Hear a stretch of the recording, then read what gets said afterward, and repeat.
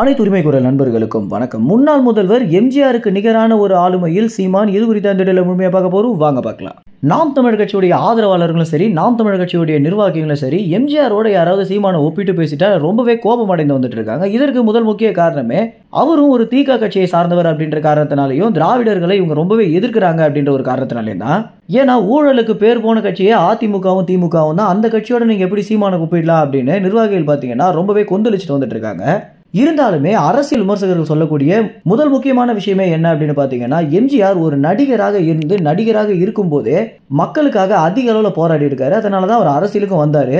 இவரு தீகா கட்சிகளோட ஒரு கைக்குள்ளேயே கிடையாது அப்படின்றதா இருக்கு.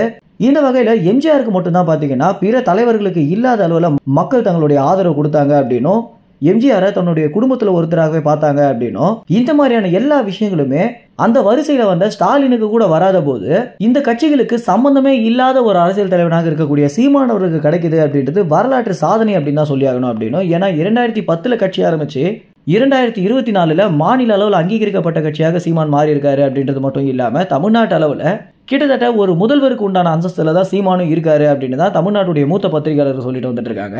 உதாரணத்திற்கு ஒரு முதல்வர் ஒரு பொதுக்கூட்டம் நடத்தினாரு அப்படின்னா அந்த பொதுக்கூட்டத்திற்கு எவ்வளவு கூட்டங்கள் வருமோ, எவ்வளவு பேர் அவரை பார்க்கணும்னு நினைப்பாங்களோ அந்த அளவுக்கு பாத்தீங்கன்னா சீமான் அவர்களுக்கு வந்துட்டு இருக்கு அப்படின்னும், சீமானுடைய வாகனத்திற்கு பின்னால அவருடைய நிர்வாகிகளும் ஆதரவாளர்களும் பாத்தீங்கன்னா அவருடைய சொந்த காசுல பெட்ரோலை போட்டுட்டு சீமானுடைய பாதுகாப்புக்காக கிளம்பி போறது சீமான அவங்க எந்த அளவுக்கு தெய்வம் மாதிரி பாக்குறாங்க அப்படின்றத காட்டுது அப்படின்னும், இதனாலதான் நாங்க எம்ஜிஆரோட ஒப்பிடுறோம் அப்படின்னும் மூத்த பத்திரிகையாளரான ரவீந்திரன் துரைசாமி பாண்டே பாத்தீங்கன்னா சொல்லியிருக்காங்க.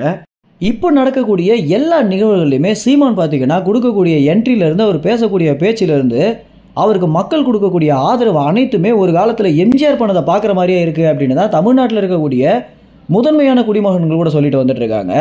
அந்த காலத்துல எம்ஜிஆருக்கு நிகரான ஒரு ஆளுமையை சீமான் பெற்றுட்டு வந்துட்டு இருக்காரு அப்படின்னும், இந்த நிலை தொடர்ந்துச்சு அப்படின்னா நிச்சயமாக 26 தேர்தலையே சீமான் முதல்வராகிறதுக்கு நிறைய வாய்ப்புகள் இருக்கு அப்படின்னு தான் பாத்தீங்கன்னா மக்கள் கருத்துல மக்கள் பேசிட்டு வந்துட்டு இருக்காங்க. இந்த ஒரு தகவல் குறித்து என்ன நினைக்கிறீங்க அப்படின்றதையும், உண்மையிலேயே எம்ஜிஆருக்கு உண்டான ஆளுமையில சீமான் வந்துட்டாரா அப்படின்றதையும் உங்க கமெண்ட்ஸ்ல தெரிவிங்க. நன்றி, வணக்கம்.